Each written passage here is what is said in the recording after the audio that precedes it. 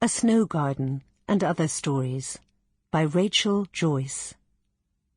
Read by Rachel Joyce, Paul Venables and Niamh Cusack. A society grows great when old men plant trees whose shade they know they will never sit in. Greek proverb.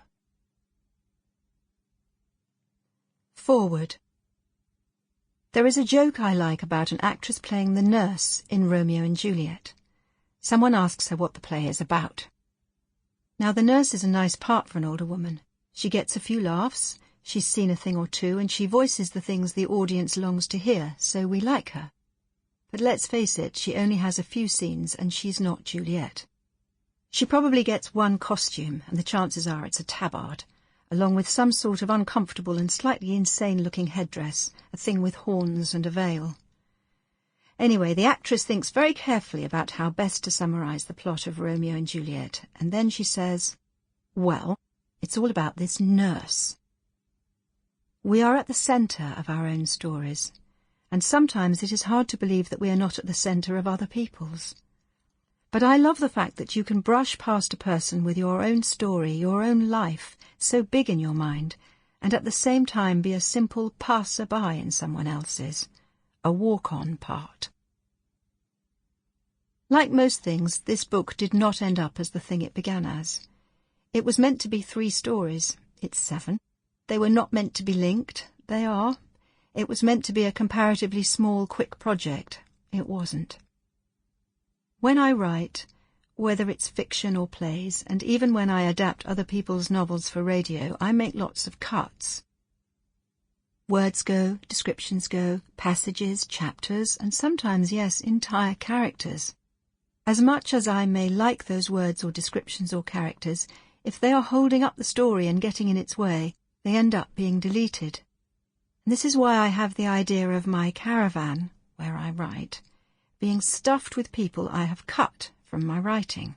Binny, for example, who is the main character in the first story of this collection, was no more than an extra in an early draft of my second novel, Perfect, but she was too big for the book and threatened to overtopple it.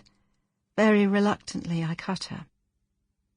Henry, who lives in the title story, was originally a rehearsal for a character in the new novel I'm working on called The Music Shop. Alan and Alice, the married couple in the second story, were once in an afternoon play and had ambitions for bigger things, a film maybe, but that never happened. Then there is a story about a young woman called Maureen going to a local dance, and while I kept her in the unlikely pilgrimage of Harold Fry, I couldn't keep the story of how her life changed that night. Sometimes I picture all these cut characters stuffed in my caravan, making a nuisance of themselves, and the racket is quite something. So I loved the idea that I could clean them out, as it were, by giving each of them a short story of their own.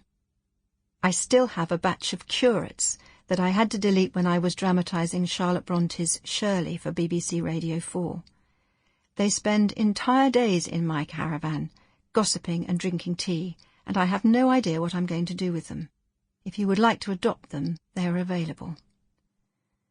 Stories are important. We need them. It is through telling and hearing stories that we make sense of the world. Like dreams, they come to us when we are quiet, and they tell us something or remind us of something that we need to hear. They say to us, "No, you're not alone, because that thing you feel, I feel it too." And sometimes they ask us to think again. The appeal for me of a short story is that it is like a dream and it is like life.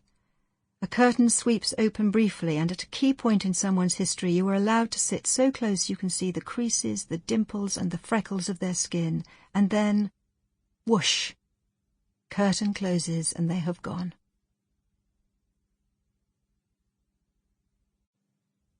A Faraway Smell of Lemon. It is 9:30, and Oliver will be eating porridge in his Asterix bowl.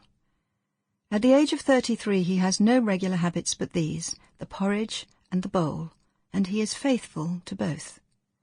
"Sod him," Binny snorts, striding in. Sample complete. Ready to continue?